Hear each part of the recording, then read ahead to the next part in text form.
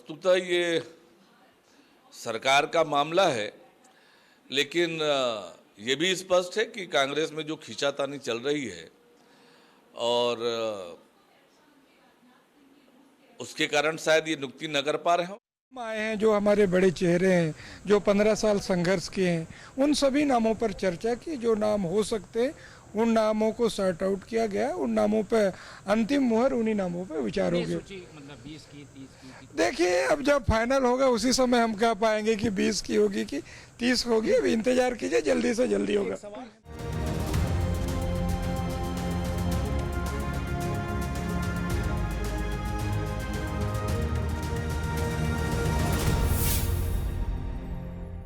छत्तीसगढ़ में 1.5 साल हो गए जब कांग्रेस की सरकार बने हुए। जब दिसंबर 2018 में कांग्रेस की सरकार बनी तो कांग्रेस के तमाम कार्यकर्ताओं के मन में ये उम्मीद थी कि उनको भी सत्ता में भागीदारी मिलेगी, निगम मंडलों में उनकी नियुक्तियां होगी। निचले स्तर के जो कार्यकर्ता हैं उनको भी लगा कि वो नगर निगमों में, नगर पालिकाओं में उनको भागीदारी मिलेगी, एल्डरमैन के तौर पर नियुक्ति होगी। लेकिन अब तक निगम मंडलों में, आयोगों में नियुक्तियां नहीं हो पाई है। अब इसको लेकर के कवायद तेज हुई है।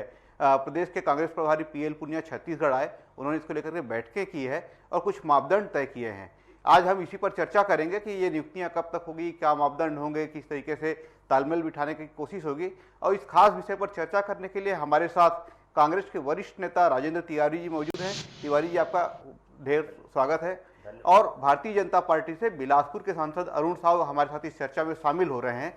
अरुण साव जी, आपका भी इस चर्चा में बहुत स्वागत है। सबसे पहले मैं तिवारी जी आपके पास ही आना चाहूँगा।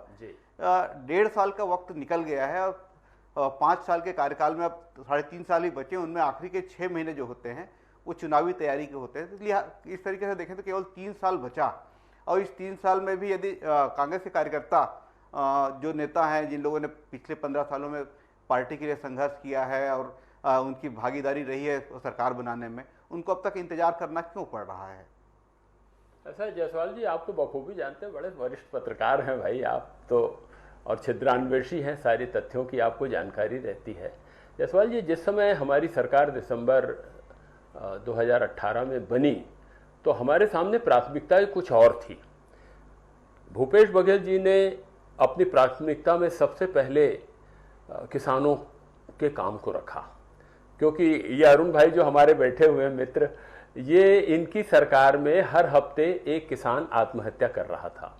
तो हम लोगों ने ये तय किया कि भाई सबसे पहले तो हम किसानों के कर्ज को माफ़ी देंगे, और इसलिए आते के साथ में पदभार ग्रहण करने के तुरंत 2 घंटे के भीतर ही उन्होंने 9,755 करोड़ रुपए किसानों के कर्ज को माफ़ किया। और दूसरा, अगर एक बार माफ़ किया तो भाई दूसरी बार उनका जीवन स्तर सुधरे, ये सोच करके फिर 2500 रुपये हमने किसानों को धान का समर्थन मूल्य देना चालू किया। हमारे अरुण भाई की सरकार जो दिल्ली में बैठी हुई है, 6 साल से वायदा जरूर कर रही है कि स्वामीनाथन रिपोर्ट को लागू करेंगे, नहीं लागू किए, कोई बात नहीं। मगर यहाँ पर हमने पिछले 2 साल में अगर मैं निकालूं तो 52,52,362 करोड़ रुपए हमने किसानों को देने का काम किया। तो ये हमारी प्राथमिकता थी। किसान, इसके अलावा और भी प्राथमिकता थी कि मैं बता रहा हूं आपको, मैं आ रहा हूं। अब आपका कहना सही है कि जो राजनीतिक क्षेत्र में काम करता है, पिछले 15 साल से काम कर रहा है कार्यकर्ता, तो जो कार्यकर्ता चाहे मेरी पार्टी का हो चाहे अरुण जी की पार्टी का हो, सबका उद्देश्य एक ही रहता है कि भाई हमारी महत्वाकांक्षा की पूर्ति हो और साथ में हम जनसेवा भी करें। तो सबसे उसके बाद में क्या हुआ कि जैसे ही सरकार बनी, हमको 2 बाई इलेक्शन का सामना करना पड़ा। फिर उसके बाद में नगर निगम के चुनाव आ गए, नगर निगम, नगर पालिका, नगर पंचायत के चुनाव आ गए, तो हम उसमें लग गए और आचार संहिता भी लगी रही। और इसके अलावा हमको ये लगा कि हमारे बहुत से कार्यकर्ता उसमें समाहित होते रहेंगे, तो हमने 10 के 10 आज हमारे महापौर हैं और बहुत बड़ी संख्या में करीब करीब 80% नगर पालिका के अध्यक्ष हैं और उसके सदस्य हैं, जिला पंचायत के सदस्य हैं। ये हमारे कार्यकर्ता धीरे धीरे उसमें समाहित होते रहे। मगर एक बात ध्यान रखिएगा, सबसे पहले हमारी जो भूपेश बघेल जी की प्राथमिकता थी कि हम खर्च को कम करें, तो उस दिशा में उन्होंने सरकार बनते के साथ ही इस बात का प्रयास किया कि भाई किसी भी तरीके से खर्च में कमी लाई जाए। और उसका ये परिणाम हुआ कि अब निगम मंडल वगैरह में थोड़े बहुत खर्च होते ही हैं। कोरोना आ गया, नहीं तो मेरे ख्याल से हो भी गया रहता। और अभी भी हमारी प्राथमिकता निगम मंडल की तुलना में छत्तीसगढ़ के लोगों को कैसे राहत मिल सके, कैसे हमारे यहाँ कोरोना का संक्रमण जो मोटे तौर पर एक समय तो ऐसा लगा कि पूरी तरह से खत्म हो गया है, मगर 3 लाख के करीब जब हमारे मजदूर भाई बहन जो सुदूर इलाके में पड़े हुए थे और लॉकडाउन बिना किसी ब्लूप्रिंट बनाए हुए लॉकडाउन के कारण उनको वहीं रहना पड़ा, और जब वो संक्रमित हो गए और जब हमारे यहाँ आए तो साथ में कुछ भाई बहन संक्रमण लेकर के भी आए।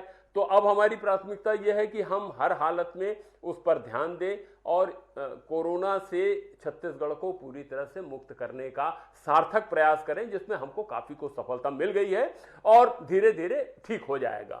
और जहां तक कांग्रेस के कार्यकर्ताओं की आपने बात कही, तो अब अभी पुनिया जी आए थे, हालांकि वो उस बात को लेकर के नहीं आए थे।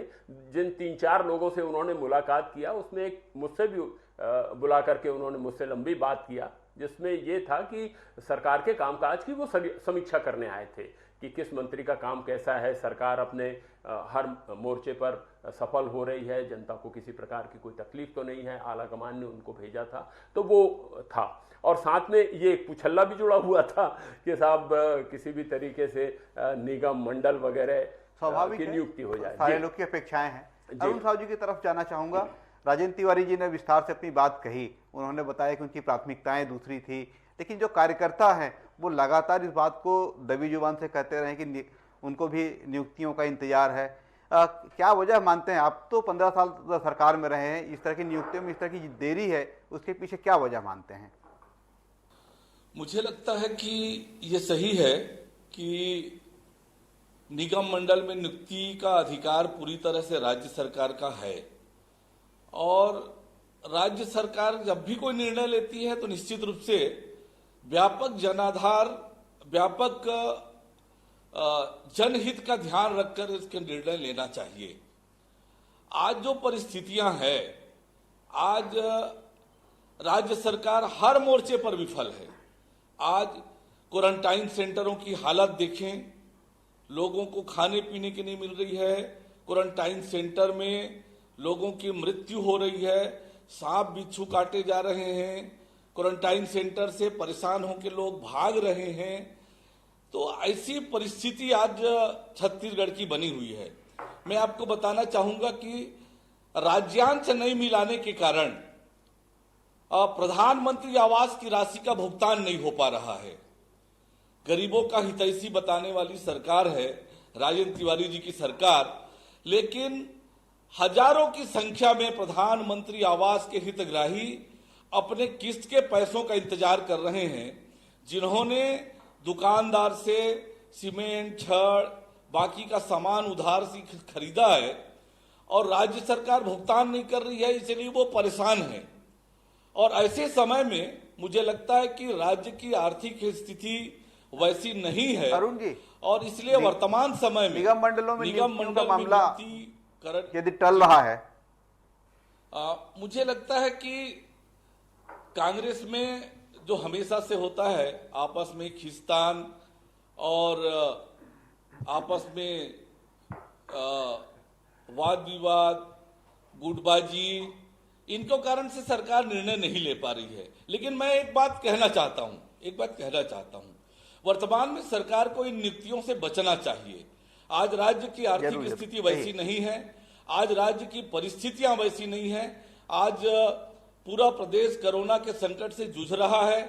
हम सब आज गरीबों की सेवा करने का, गरीबों का मदद करने का समय है, और ये निगम मंडलों की नियुक्तियां तो आने वाले समय में हो जाएगी। लेकिन वर्तमान में सरकार की प्राथमिकता जो गरीब लोग हैं, जो गरीब तबके के लोग हैं, उनकी मदद, उनकी सेवा की होनी चाहिए। रही बात राजेंद्र तिवारी साहब ने कुछ बातें केंद्र सरकार पर उठाई है, उस पर मैं कहना चाहता हूं। आज जब 2.5 महीने 3 महीने बाद हमारे श्रमिक भाई छत्तीसगढ़ लौटे हैं, तब तो राज्य सरकार उनके रहने की, खाने की व्यवस्था नहीं कर पाई है। किसी ग्राम पंचायत को 1 रुपए का मदद नहीं किया, किसी नगरीय निकाय को 1 रुपए का मदद राज्य सरकार ने नहीं किया। पूरा नगरीय निकाय और पंचायतों के भरोसे हमारे श्रमिक भाइयों की व्यवस्था को छोड़ा। तो ये जब इतना समय आपको मिला तब तो आपकी कोई तैयारी नहीं थी। और आज राज्य सरकार की स्थिति ये है कि आज सौभाग्य से छत्तीसगढ़ में एम्स है, एम्स के कारण जवाब ले लेते हैं आज राजेंद्र तिवारी जी से, जवाब ले छत्तीसगढ़ लेते के लोगों को राहत मिली है। आपके अरुण जी, आपके आरोपों का जवाब ले लेते हैं, आरोपों का जवाब ले लेते हैं। राजेंद्र तिवारी जी हमारे साथ हैं। जी जी क्या जी, कहेंगे? जी वो एक कहावत याद आ रही है अरुण भाई की बात को सुन के कि अपनी ढूंढोरी नहीं देख करके दूसरे की फुल्ली देख रहे हैं। जनाब, थोड़ी सी पटरी आपने बदली थी आज के सब्जेक्ट के खिलाफ, तो मैं थोड़ा सा उस पर कह दूं, आपको जवाब दे दूं। नोटबंदी की तरह जिस दर भारत के महान प्रधानमंत्री नरेंद्र भाई मोदी ने 23 मार्च को रात को 8 बजे आकर के घोषणा किया कि 24 तारीख से अब 21 दिन का लॉकडाउन है 13 अप्रैल तक के लिए, उस दिन जनाब उनको एक ब्लूप्रिंट नहीं बनाना था कि 1.5 करोड़ से ज्यादा हमारे मजदूर भाई बहन इलाके में पड़े हुए हैं, अपने घर कैसे जाएंगे, क्या तकलीफ होगी? और यही हुआ। उसके बाद 13 अप्रैल में भी उन्होंने कदम नहीं उठाया। 23 मार्च के पहले तक तो ट्रंप की गुलामी और विधायकों की नीलामी में लगे हुई थी आपकी सरकार केंद्र की। चलिए जाने दीजिए, वो सब्जेक्ट फिर ज्यादा ही पटरी बदलना हो जाएगा। तो उसके बाद में 13 अप्रैल से लेकर के बाद में 3 तारीख तक जो लॉकडाउन किया, उसमें भी उन लोगों को लाने की व्यवस्था नहीं की। और कितना दारुण दृश्य हम लोगों ने, अरुण भाई आपने हमने सबने देखा है। राजनीति गई भाड़ में, राजनीति का वो हो, मगर ऐसा दारुण दृश्य मैंने अपने लंबे राजनीति अपने जीवन में कभी नहीं देखा कि छोटा बच्चा अपनी मां के कफन को खींच रहा है, या 1-1.5 साल का बच्चा सोफे में वो सूटकेस में सफर कर रहा है। तो ये बिना ब्लूप्रिंट के, जैसे नोटबंदी किया था ना जनाबे आली ने, वैसे ही उन्होंने लॉकडाउन किया। और उसका आप छत्तीसगढ़ की बात कर रहे हैं हुजूर, छत्तीसगढ़ में 19,354 क्वारंटाइन सेंटर है। सांप से मर गए आप बोलते हैं, सांप से भैया सुदूर, आप तो छत्तीसगढ़ के रहने वाले हैं। 44% हमारे यहाँ वनाच्छादित क्षेत्र है, जहां सुदूर इलाके में सांप का मिलना, सामान्य रूप से लोग सांप के डसने से मरते हैं, क्योंकि हाँ नहीं, वो इसलिए मैं बोल रहा हूं। अभी इन्होंने एम्स की बात की जनाब, एम्स की स्थापना तो 1956 में पंडित जवाहरलाल नेहरू ने किया, और वर्तमान रायपुर का जिस एम्स की बात कर रहे हैं, ये आपके पार्टी के महान नेता ने, जिनका हम सब सम्मान करते हैं, गोलोकवासी अटल बिहारी जी वाजपेयी ने उसकी नींव डाली थी। और उसके बाद में 2006 में उसका निर्माण कार्य यूपीए की सरकार में हुआ चालू, और 2012 में यूपीए की सरकार में कंप्लीट हुआ है। एक बात और सुन लीजिए हुजूर, आप तो मेंबर ऑफ पार्लियामेंट हो, और अरुण भाई बड़े प्यारे आदमी हो यार आप। थोड़ा सा एक बात और कहना चाहूंगा, थोड़ा प्रधानमंत्री को यह कहिएगा ना कि 25 जिले को उन्होंने दिया है ग्रामीण रोजगार कल्याण के अंतर्गत पैसा बिहार में। तो ये सबके समझ में आ रहा है कि बिहार में चुनाव होने वाले हैं। छत्तीसगढ़ में उनको गरीब नहीं दिखाई देते, छत्तीसगढ़ में गरीब नहीं रहते हैं। 3 लाख के करीब लोग हमारे बाहर से आए हुए हैं, उनके कल्याण के लिए 1 रुपया नहीं दिया उन्होंने। अब बात निकलेगी तो दूर तक जाएगी। कांग्रेसजन, पूरे प्रदेश के कांग्रेसजन निगम मंडलों में नियुक्तियों का इंतजार कर रहे हैं। अरुण भाई उसका विरोध कर रहे हैं, कैसे समय में करना नहीं चाहिए। मापदंड भी तय हो गए हैं, नाम भी तय हो गए। अभी तक तो किया ही नहीं है। इनके यहाँ तो 3 महीने के अंदर लाल बत्ती और धड़ाधड़ बांट दिया, और हम आते के साथ में मितव्ययता का पालन किया। नहीं तो अरुण भाई देखना है, आपकी सरकार ने डॉक्टर रमन सिंह जी के नेतृत्व में किस तरह से पैसे की बर्बादी किया। तो आप हमारे यहाँ का स्काई वॉक देखिए, 400 करोड़ रुपए खर्च करके जो एक्सप्रेस हाईवे बनाया है, जिसको फिर से बनाना पड़ रहा है, वो आकर के देखिए। कमल विहार को आकर के देखिए कि कैसा सत्यानाश किया है, कि बैंक करप्ट हो गया है। तो पूरा पैसे का कैसा दुरुपयोग होता है, इसकी वानगी देखनी हो तो रायपुर आकर के देखे। और हम पैसा बचाने की कोशिश कर रहे हैं। अरे ये नाराजगी कांग्रेस के कार्यकर्ताओं को हो कि 15 साल तक हम डंडे खाए, लाठी खाए, जेल गए। इसी बिलासपुर में मैंने अपने राजनीतिक जीवन में कभी नहीं देखा, 45 साल का राजनीतिक जीवन है मेरा, मैंने कभी नहीं देखा कि किसी राजनीतिक दल के कार्यालय से कमरे के बीच से निकाल करके बेरहमी से पीटा जाए कार्यकर्ताओं को। वो घटना आपके यहां हुई थी बिलासपुर में, वो हम लोगों ने देखा है। तो हम इस बात का दर्द तो कांग्रेस के कार्यकर्ताओं को होना चाहिए, स्वाभाविक है, मगर उनको लगता है कि नहीं, प्राथमिकता इस समय छत्तीसगढ़ की कुछ और है। हमारी पहली प्राथमिकता छत्तीसगढ़ के मजदूरों को, किसानों को, सुदूर वनवासी अंचल में रहने वाले जो हमारे आदिवासी भाई हैं, उनके प्रति हमारा दायित्व है। लाल बत्ती, पीली बत्ती मिले ना मिले, हमने 15 साल संघर्ष किया है। हम इसके लिए नहीं किए हैं। हम तो जो यहाँ की जनता है जो पिस रही थी भ्रष्टाचार से, उसको मुक्ति दिलाने के लिए संघर्ष किया है। और स्वाभाविक रूप से महत्वाकांक्षा तो होती है, जब उचित समय आएगा तो सारे कांग्रेस के कार्यकर्ताओं को सम्मानित किया जाएगा। मगर अभी 1.5 साल क्या 19 महीने हो गए हैं, हमने एक लाल बत्ती या किसी प्रकार से अपने कार्यकर्ताओं को सम्मानित करने का काम नहीं किया है। मगर उपयुक्त समय आएगा तो जरूर करेंगे। आपकी पार्टी के जैसे नहीं कि जैसा आपके तत्कालीन अध्यक्ष ने कहा था कि कार्यकर्ताओं की कमजोरी के कारण, उनकी निष्क्रियता के कारण हम विधानसभा का चुनाव हार गए। नहीं साहब, हम बिल्कुल नहीं बोलेंगे। हमको सत्ता मिली है, सरकार जनता सेवा करने के लिए अगर हम आए हैं तो अपने कार्यकर्ताओं के बलबूते पर और छत्तीसगढ़ की जनता के आशीर्वाद के बूते पर आए हैं। तो हम अपने कार्यकर्ताओं का हृदय से सम्मान करते हैं। समय आएगा, जो आएगा ही धीरे से, तो उस समय उनको सम्मानित किया जाएगा पूरी तरह से। निगम मंडल बहुत सारे हैं। अभी आप जिस मितव्ययिता की बात कर रहे हैं कि कोरोना काल में खर्च कम करने के लिए निगम मंडलों में नियुक्तियां नहीं होनी चाहिए, देखिए निगम मंडलों के लिए जो गाड़ियां है वो तमाम अफसर उसका उपयोग कर रहे हैं, जो दफ्तर हैं उसके खर्च यथावत बने हुए हैं, तमाम चीजें जस की तस खर्च हो रहे हैं। लेकिन केवल जो भत्ते का मामला है, जो राजनीतिक नियुक्तियां होंगी, वो भत्ता बहुत बड़ा नहीं होता। राज्य के बजट के हिसाब से देखें 1,02,000 करोड़ रुपए का हमारा बजट है, उसमें वो जो राजनीतिक नियुक्तियां होंगी करीब 150 लोगों की नियुक्तियां होनी है। 14 आयोग हैं, 44 निगम मंडल प्राधिकरण है, और निचले स्तर पर जाएं तो प्राधिकरण, बहुत सारे प्राधिकार होते हैं, परिवहन प्राधिकार हैं, एल्डरमैन की नियुक्तियां हैं, जन भागीदारी समितियां, उनमें से बहुत सारे जो पद है वो मानसेवी पद होते हैं। कुछ में मामूली भत्ते का प्रावधान है या मानदेय का प्रावधान, तो बहुत बड़ी राशि से बचने वाली नहीं है। लेकिन जो काम जनप्रतिनिधियों के माध्यम से होने चाहिए, जिस कामों को जनप्रतिनिधि बेहतर तरीके से समझ के कर सकता है, उसमें अधिकारियों का कब्जा है इस समय, और अधिकारी उसको अपने हिसाब से चला रहे हैं। ऐसे में जनप्रतिनिधियों को बैठना नहीं चाहिए। क्यों आपका विरोध है इसको लेकर के? मुझसे पूछा आपने? नहीं, अरुण साहू जी से सवाल। पहले जैसे शुरू में कहा कि वास्तव में ये राज्य सरकार को तय करना है कि कब और कैसे नियुक्तियां करना है। लेकिन मुझे लगता है कि अभी सरकार की प्राथमिकता में जो है वो जनता का व्यापक हित होना चाहिए।